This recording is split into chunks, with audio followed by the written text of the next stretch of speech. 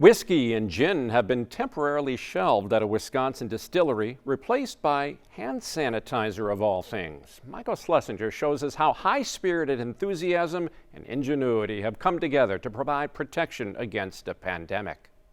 There's nothing that can make your day better like a glass of whiskey. Nicholas Moss certainly has his drink of choice, and he's made a career out of this lively libation. We distilled this thing that yeast ate sugar. We distilled the booze out, then we shoved it in a barrel, and it's palatable.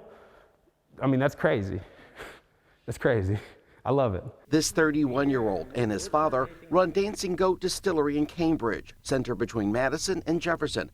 For the last 5 years, they've produced up to 75 barrels of whiskey a week, not to mention gin too. But for the last month or so, a different kind of calling. They're solely making hand sanitizer. The problem is the supplies are running out in the market.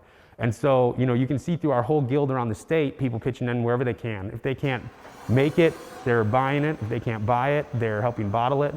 We're all pitching in, which is really cool. After all, it only made sense to reinvent themselves, given the family's history in the booze business. My daddy's been doing booze his whole life. My granddaddy did his booze his whole life.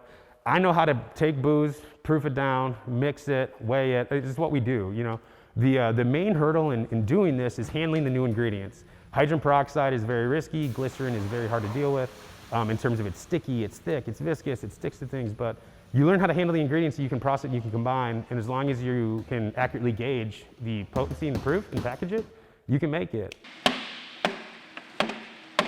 Some 1,250 gallons a week, 80% alcohol, 160 proof. This glob worth its weight in gold. People cry when we drop this stuff off. This is serious, and I love that we can serve a need. A lot of people look at a distillery like, oh, they're just perpetuating irresponsible drinking patterns.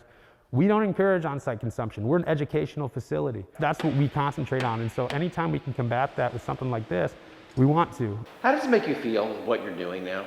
I am so proud of what I'm doing, of what he's doing, of what he's doing. I keep telling my guys, I wish I could hug you, man. I wish I could hug this guy right here. I wish I could hug the guy back there. We're overcoming. This is America coming together. This is what makes us great.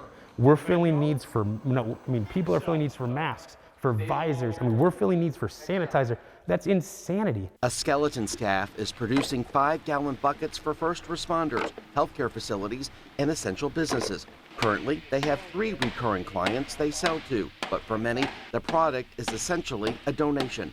Reach out to us if you're still working, if you're an essential business and you can't afford that $150 recommended price tag, we can work with you. That $150 price tag is perpetuating our donations, but if you're in need, we're going to get you sanitizer if we can. The sanitizer, in compliance with the World Health Organization and Federal Drug Administration, isn't sold individually, considering this is a barrel packaging facility. In the meantime, I asked Moss what his business will look like on the other side of this pandemic. A question you can tell he's thought a lot about these days. Businesses have to change, and we don't know how we're going to meet that demand, but right now that doesn't matter. The other side doesn't matter. We got to worry about paying our employees who can't be here working to keep their families fed, and we got to worry about filling sanitizer channel needs. And so that's all we're worried about right now. But there is hope. There will be a new normal, one filled with many raised glasses to what our potential can really be. Just look at what we've tapped into so far. There's no better feeling than giving and providing or donating when you can, because we are one community, we are one Wisconsin, we are one America, and we can all make it if we work together to all make it.